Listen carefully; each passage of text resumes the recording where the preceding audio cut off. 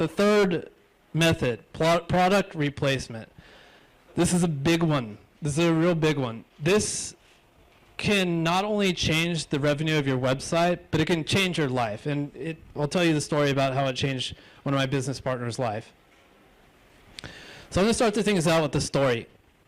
Back, I think it was late 2016, we were doing niche research and we decided to go into a certain niche.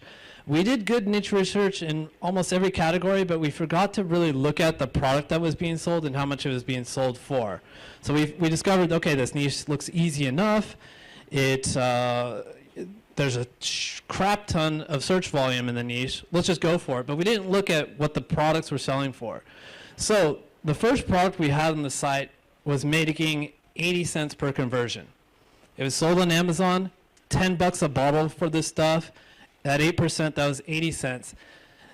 At the end of the day, the site wasn't making jack, less than $1,000 a month.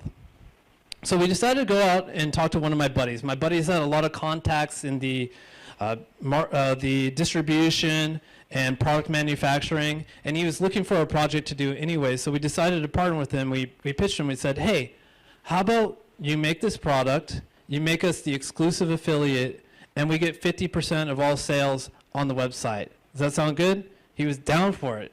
We were giving him a niche. We were giving him exactly all the traffic to take all the risk off the table.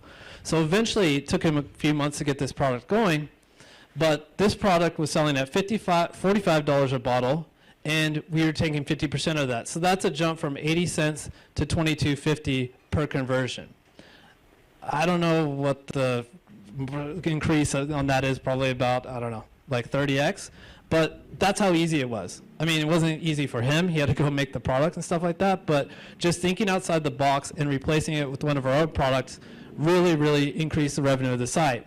Fast forward December 23rd, 2017, we flipped the site for $173,000.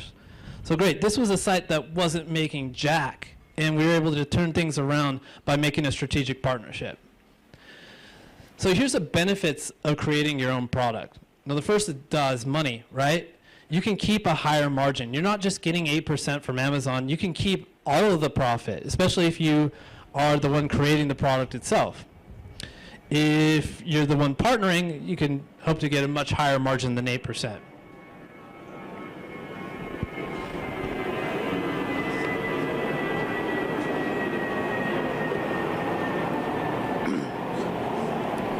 Number two is you can sell it at whatever price you want, right? This is your product. You can design a better packaging. You can put better ingredients in it. You can position it as a premium. So that's how we're able to jump from a $10 product to a $50 product, just because that's what we decided to do. Secondly, e-commerce is risky. Has anyone here ever done like FBA or drop shipping? All right, question for you. So what's the most risky thing about a new e-commerce business? Copycats. Okay. Having too much stock you can't sell as a big one. Exactly. Yeah, thanks for giving me the answer I was looking for. So one of the big things other than copycats is you have all this stock. You just spent $50,000 on electronic skateboards or something like that. You got to move it. And it's sitting in the warehouse. It bleeds money from you. There's warehouse fees. So this de-risks you. It moves your inventory right away. You already have the pre-sales channel. You already have the visitors exactly looking for what you're selling. So all the risk is taken off the table. And lastly, the sales you make from the site itself, like the affiliate site pointing to the Shopify store or whatever, I mean, that's a huge bonus, right? But once you get this product on Amazon, that marketplace is huge. And this is where it can change your life, especially if you make a brand out of it. Where to start? Now you have two options. You build it yourself, you build the product yourself, or you find a partner to do it. Here's the pros and cons of each. If you do it yourself, be prepared to learn an entirely new field. The skills you have in SEO hardly overlap at all with e-commerce. So be prepared to learn and start from scratch again. Secondly, be really patient. It's going to take a while for you to figure out stuff like shopping cart abandonment. You're going to have to pass FDA and stuff like that. So be patient with it. That said, the sky's the limit. We obviously made a lot of money by by swapping this product with the physical product that our friend was doing and flipping the website. But our partner, he's running $1 million business at this point, and he could only do this, or maybe he could have done it on his own, but a big part of it was he jumped into this venture because it was a proven niche, and it was already, we already had the traffic going to it, so there's no risk. Okay, so that's if you do it yourself. You can also find a partner like we did. Benefits of this is, number one, you can just stay focused on what you're good at. I put in hours and hours in SEO. I feel like this is my sweet spot. I'm not down to distract myself. I finally got into crypto like a couple weeks ago, damn it. But I like to stay focused. I feel like this is the golden age, at least for me in SEO, so I don't want to get distracted. So I was able to do that by not doing this product myself and finding a partner. On the downside, you take less of the profit. I mean, we had 50% of the price of this product, but if I were to do this product myself, I might have kept about 90% of the profit. That said, if you do find a partner, what I recommend is you work in the exclusivity part of the contract just like we did. So like, make sure that he never opens up for another affiliate, because you did give him this niche, right? If he opens up for other affiliates, it's just going to cannibalize you. There are going to be more people going after the niche that are going to be competitors in Google, right? And also, we didn't do this. We worked in a percentage of all sales that happened through the e-commerce site, so the Shopify store and whatever we sent through the affiliate website. But also we got a percentage of whatever he ran AdSense or AdWords for, and also like when the brand started getting recognition itself, like when people just started typing in the brand name, we get credit for that too. But we didn't get any credit for what happened on Amazon. And when you open on Amazon, people find their products on Amazon. So that took away a bunch of our sales. So my suggestion is work in a percentage of all sales. Maybe it's not 50% on Amazon, maybe it's 20 or 30, but make sure to lock that in.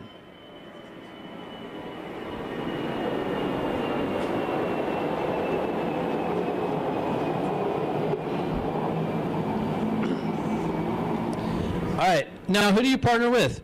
There's tons of e-commerce people here in Chiang Mai. I would say the FBA scene, the dropshipping scene is bigger than the SEO scene here. So there's people that are ready and willing to partner with you on this stuff. Whenever I talk to this to an FBA guy, they're like, "Are you freaking shitting me? Of course I'll do this. What are you selling? Mousetraps? I'll make 1 billion mousetraps tomorrow. Let's do this." It's a great deal for these guys. Zero risk in a niche that's already working. So just go out, think about the products that you're already selling on Amazon or whatnot, and seeing if you can replace the product with a partner or yourself. All right, method number 4, monetized email funnels. So with this one, I'm referring to collecting email addresses through Magnet, creating an email follow-up series. Some of them provide value, and some of them ask for something back. So that's what I'm talking about here. I have experience with this before I started on this case study with email follow-up series and whatnot, because that's essentially how diggitymarketing.com is monetized. I get the email, and then eventually, maybe they learn about my services that way, and they end up becoming a customer. So I was able to distill down what are the lessons I learned from Diggity Marketing and apply it to this site, and now I'm going to give you the best tips on what I found thus far. Anyone ever heard of the sales cycle? Okay, cool. The sales cycle is a model that or map, if you will, to kind of show where someone is in the lifetime of purchasing a product. So towards the right, they're very close to conversion. Towards the left, this would be they're not even close to buying. Now the stages, if you can't read it, are latent pain. The next one is acknowledged pain. Third one, actively seeking a solution. Fourth, seeking the best solution. Fifth, seeking the best place to buy the best solution. And then lastly, conversion. So I'll give you an example of how this works. So latent pain, let's use for an example, being short. Okay, the problem is being short. So let's say I'm like going through life and I'm just a short dude and I just don't give a crap about it. So that's latent pain. It's not an issue for me. But let's say I go out to Zoe and I'm trying to hit on this really tall chick and she says, "Hey, hell no, shorty, get out of here." So now that's acknowledged pain, like that hurt, right? So I'm going out on the internet and I'm searching like, how tall is Tom Cruise really? And can do girls only like tall guys and stuff like that? So that's acknowledge pain. Actively seeking a solution, so I might be searching for something like how can guys get taller or something like that. And maybe when I'm searching for can guys get taller, I stumble upon high heels for men. Oh my God. Okay, let's see where this goes. All right, high heels for men. Okay, now I'm searching for what are the best high heels for men. I'm actively seeking the best solution. And then maybe I found out there, Gucci makes the best high heels for men. All right, great. Now I'm searching for the best place to buy the best solution. So I'm searching for where can I buy Gucci high heels designed by Prince or something like that. So that's the way this thing goes. You start with something that's not an issue, and then you're really close to conversion at the end. So when you have visitors get to your site that are towards the end of the sales cycle, pitch them the product that they're looking for. If they're searching for best ergonomic chair, tell them what the best ergonomic chair is and show them where to buy it. But if they're way back here in like the do girls only like tall guys phase, they're not necessarily ready to buy high heels. Probably, I hope not. So they're not ready for that. You need to walk them through the sales cycle. So maybe at this point in time, the acknowledge pain phase, you could sell them an ebook, or not even sell them an ebook, get them to opt in with their email for an ebook that might tell them, here's 10 tips on how to impress a girl with your personality, something like that. So that's a much higher conversion than the high heels. All right, so here's an example of a juicer review site. Again, here's like a ready to buy page. This says best juicers 2017. Someone got to this page by searching for best juicer 2017 or juicer reviews. So they landed on this page. What you should do is show them the best juicer because they're ready to buy it. They're very close to buying it. But a page like this is way too early in the sales cycle. Someone would get to this page searching for benefits of juicing. They're not necessarily ready to buy a juicer at this point. So for example,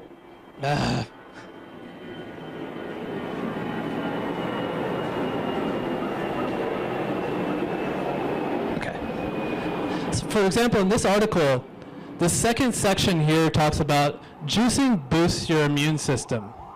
So maybe it's a better idea to have a call to action right here saying, bonus, download 5 juicer recipes for boosting your immune system. They're just read about how awesome juicing is for your immune system. So this is a great place to get their email address with a free PDF or something like that. So here's some reasons why you would want to build an email list. Number one is to monetize a follow-up series. So after someone opts in, you'll send them a series of emails every day, every week, something like that. Most of them give value, but every once in a while you have an affiliate link that you can monetize. You can also do email blasts, right? So once your list gets big enough, you can send out a mass email like on days like Black Friday with a huge coupon and make burst income instead of just passive, like steady income. Also, if you're into making your own products, you can upsell this into your own ebooks, your own courses, or other personal offerings. There's a lot of money in information. And then lastly, sites with an email list typically flip for higher on the marketplaces. So if your site is only getting its traffic from organic SEO, that a buyer could think that's fairly risky. But when you have an alternate traffic stream like a dedicated email list or a fan club, that's more attractive to the buyer and you can flip it for higher.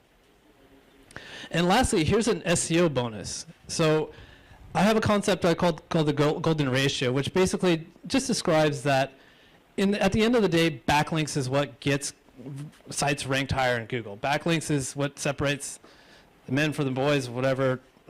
I don't know. I'm not flowing right now. Okay, so it's all about backlinks, but backlinks are rare occurrences in the real world. You need traffic to justify that these backlinks are coming in. If you're getting 10 backlinks per week and you only have 10 visitors, that's not going to work. You need traffic to justify all that. So when you have an email list, you have traffic on tap, right? You can email blast out to them anytime you want. So the method I used for this particular case study was the free ebook method. And this is how I recommend for you guys to set this up. First thing you got to do is decide on the topic. Now, if you're into the niche, you know what the niche is all about, you're a user of the products and whatnot, then brainstorm yourself. Just think of the topic yourself. Or you can jump into the Facebook groups that are on that topic and brainstorm there too, see what people are talking about.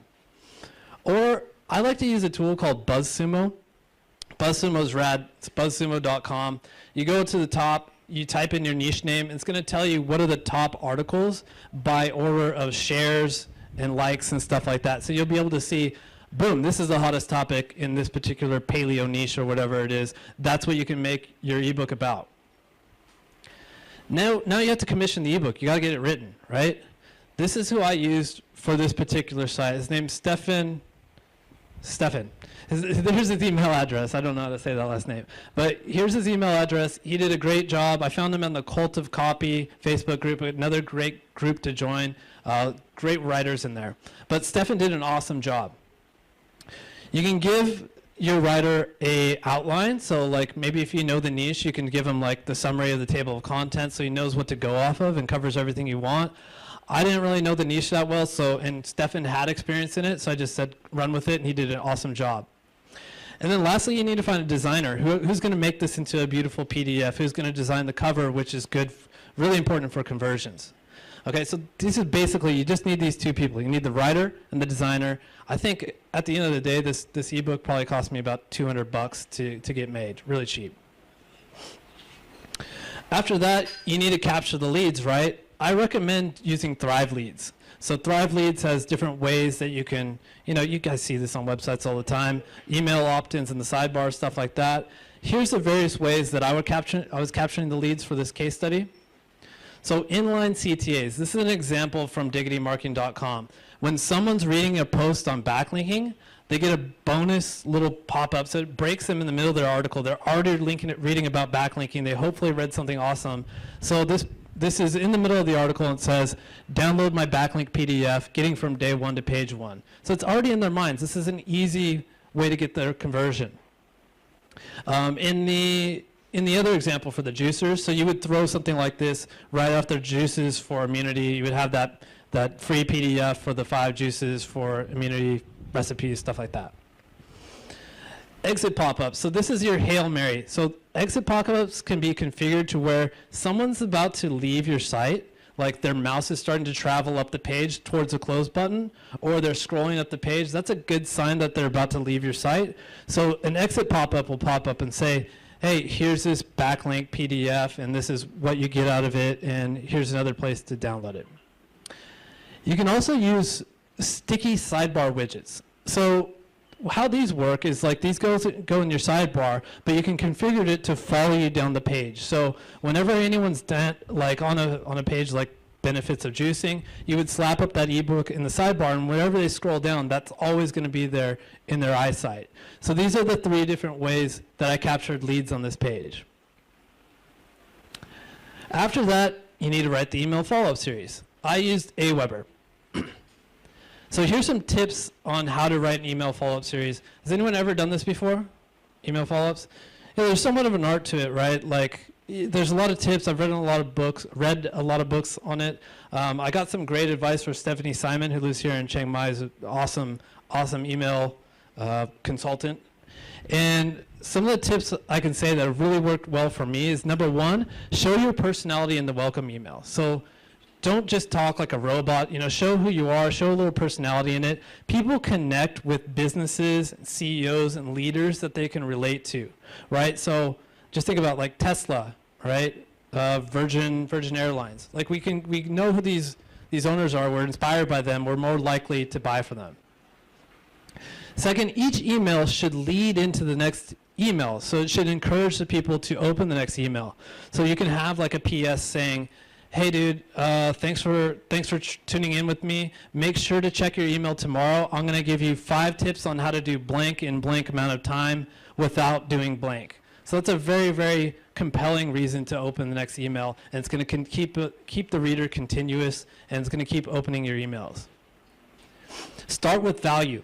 don't ask for anything right away. Your first email should be 100% value. Your second email should be 100% value. Get their trust first. And then on the third or so email, then you can start asking for something. You've given them a lot. You gave them a free ebook. You gave them 2 more emails full of jam-packed information. You at least get the opportunity to tell them about a product that's worked for you and throw in a link to it. I recommend daily emails at the beginning. So this might turn off some people. Some people might think that this is too much. People are going to unsubscribe. The people that unsubscribe weren't going to convert anyways. I think it's more important to keep the conversation continuous and make sure they keep staying tuned into you, remember who you are, and keep opening the emails. Also recommend writing with small 1 to 2 sentence paragraphs. You ever open an email and it's just a wall of text? There's no way I'm going to read something like that. So make it look a little bit more bite-sized and digestible with just 1 sentence paragraphs. And then lastly, put the CTA on its own line. Most people are reading their emails on their phone these days. So if you want someone to click on something, when it's in the middle of a paragraph, it's kind of hard to put your finger on it. But when it's on its own line, that's an easily clickable CTA. All right, this is what my email follow-up series looks like. And so this is what it looks like in Aweber. That's who I use to manage my emails, Aweber. And basically, what we have here is a subject line. I blacked out or blued out the subject lines of the other emails because you'll be able to figure out the niche. But we start off with, like right after they opt in, just a welcome email. Here's where you can get your ebook. You introduce your personality. You butter them up for the next email. And then I give them another pure value email 1 day later. 1 day after that, then I finally pitch something. I say, hey, I get amazing results in the subject we're talking about by using this product. And here's a coupon too. Then I give them another pure value post, and then I pitch again. So I pitch on the 3rd email, I pitch on the 5th email. On the 6th email, so this is not a blocked out subject line, I switch things up a bit. I say, what would you like us to write about? So this is an opportunity for the person on my email list to feel like they're contributing to the website. And it also is good topic research for me. If there's something I've never covered before, this guy can suggest it, and then I don't have to always stay tuned into the niche. And then 25 days later, I hit them with a sale. I say, okay, remember that product that I was telling you about before? It's on sale for 5 more days. 5 more days, I tell them the sale is going to expire. A little urgency thrown in there. Then another month later, 25 days later, we do the sale again. This time it only lasts for 2 days. The sale expires in 2 days. More urgency, and then more conversion. So there's something I want you to see here. This percentage is the open rate.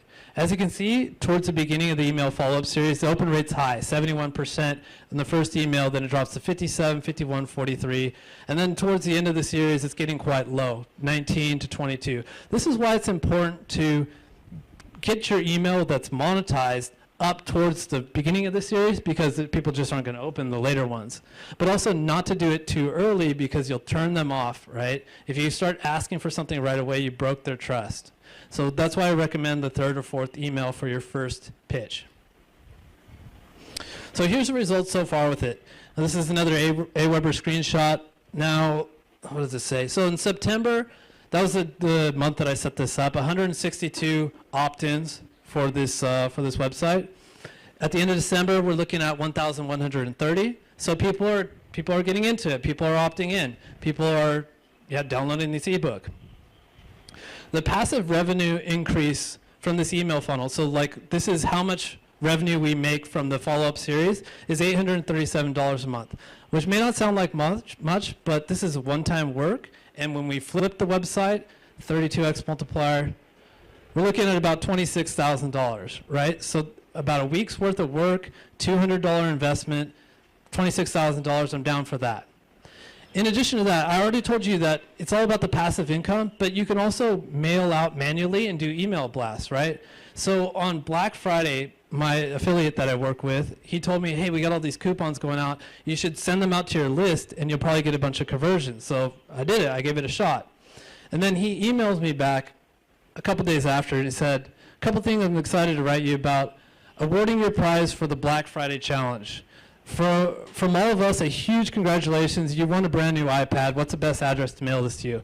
I didn't even know there was a contest, But by having a big list, by having 1,000 people that are interested in the product, you can have that on demand. You can win affiliate sales contests. You can generate another $1,000 a month by having that list available. All right, so here's a summary of what we talked about. We talked about cross-selling, right? Talked about pixel monetization. Easy way, spend 30 minutes of your time to pitch the renting of the pixel and increase the site profit. Product replacement, so getting off of Amazon affiliates and creating your own product for some big, big gains. Monetize email follow-ups, so monetizing a follow-up series, email blasts, and stuff like that. And remember, all these things, they need to be complementary. I don't want to distract my existing readers with 50 different ways to monetize. I'm not going to convert on any of it.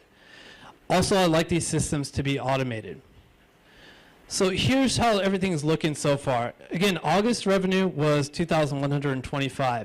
January expected revenue, meaning that if we took however much money we made from the 1st of January to today, the 18th, if everything keeps up, the site will make $12,000 for a percent increase of 465%. That's pretty solid. This work wasn't that much. Of course, we've increased the traffic on the site, but the proportionate amount that we've increased the revenue is much, much further than that. If we were to flip the site right now, it would flip for $385,000 for a purchase price of $52K.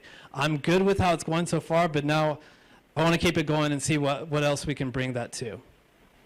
All right?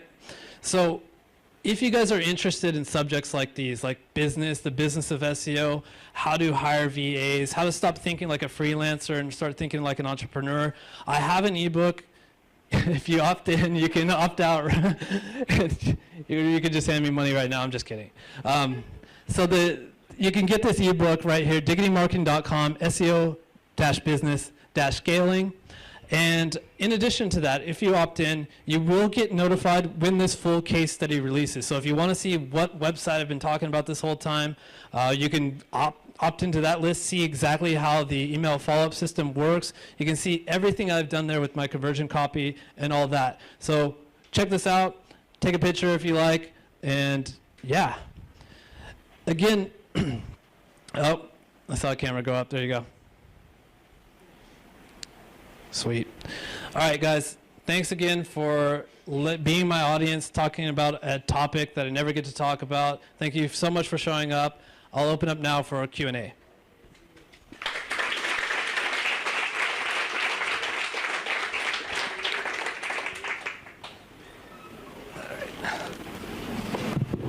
Hi, my name is Pradeep. I'm from India. I run consulting business. I have a client who has $1,000 monthly income from around 500K traffic, so pretty low in terms of that. And I see a couple of opportunities to increase the monetization. So what should be the ideal model for me to get association with this kind of clients, because they don't have money to pay upfront heavily. So one of the ways getting shares in the money that I will increase, or what would you suggest? Okay, so my gut instinct there is, so tell me if I got this right. You have a client, he's not making that much money from the site. It's going to be hard to like pitch them on all these ideas to invest into it.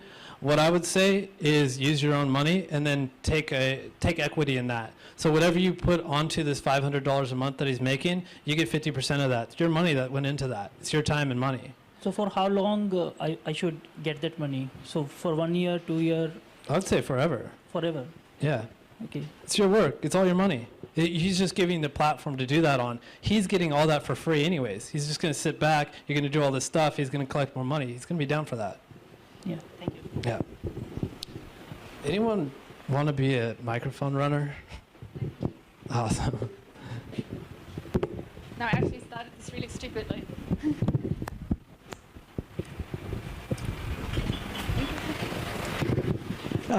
It's interesting you bring this topic up about ebooks, because I've actually got an ebook that I've pretty much written myself.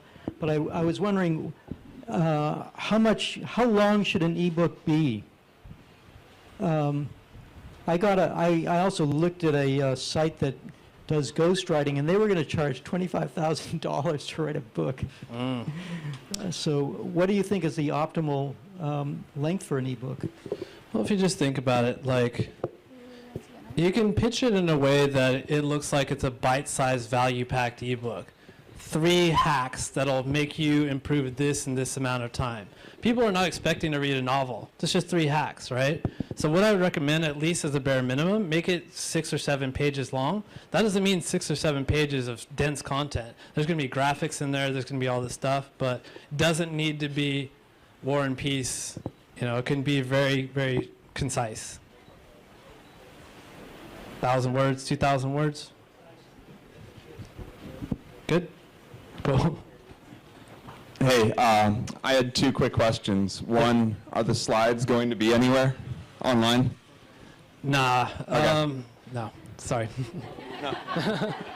And for email monetization, for all the opt-in forms, when you have that on a blog post or a page, does that mean you're not doing any other monetization and you're just doing email? Exactly.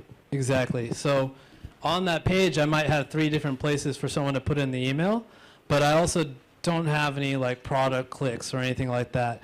The key is, like you're recognizing, to put it at the beginning of the funnel. These guys wouldn't have bought anything else anyways, but they will give an email for some information. Yeah. Cheers. Mats, so I know you've been doing a lot of pixel data trading. We have traded some data. Anyway, what I want to ask you, right? Let's say a website that covers a very broad category, let's say automotive, right? How do you go about contacting with brands? So let's say I have a page about a specific product, right? The whole website gets a ridiculous amount of traffic, but that page might get a couple of thousand a month, right? So when you pitch renting the pixel, do you rent the whole site, or do you go by like products? And then if you do products, how do you price that? Yeah, good question. So in my experience, I just made this shit up like a few months ago. I didn't really know what to do. I gave him the pixel data for the entire website. Okay. And how did I get a hold of him? It's like a dude that I talk to like once a week anyways. So I don't really have experience on like reaching the influencer and stuff like that, but you can play with it. It's up to you. It's your data, right? Gotta try it out, right? What I recommend, just like any negotiation, start small and say, okay, here's the people looking for your product, and then they'll counter you and say, we want the whole thing, and then you say, okay, we want more money, and then, yeah. Okay, cool. Cheers.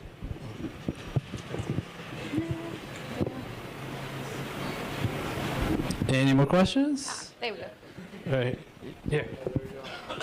Did you get any feedback from the affiliate for the pixel data? Are they driving sales from that, or is it going well? They haven't canceled, so I assume it's still going well. Yeah, I just set up a PayPal subscription. They're still paying for it, so yeah. Any other questions? All right. Again, thanks everyone for coming. Network, talk with each other. If you have any more questions you just wanted to ask me in private, I'll be up here. Thank you very much, Matt. I really love this. The first thing I learned about digital marketing is value add, sale. And I think that was the first value add. Thank you very much. Thank you.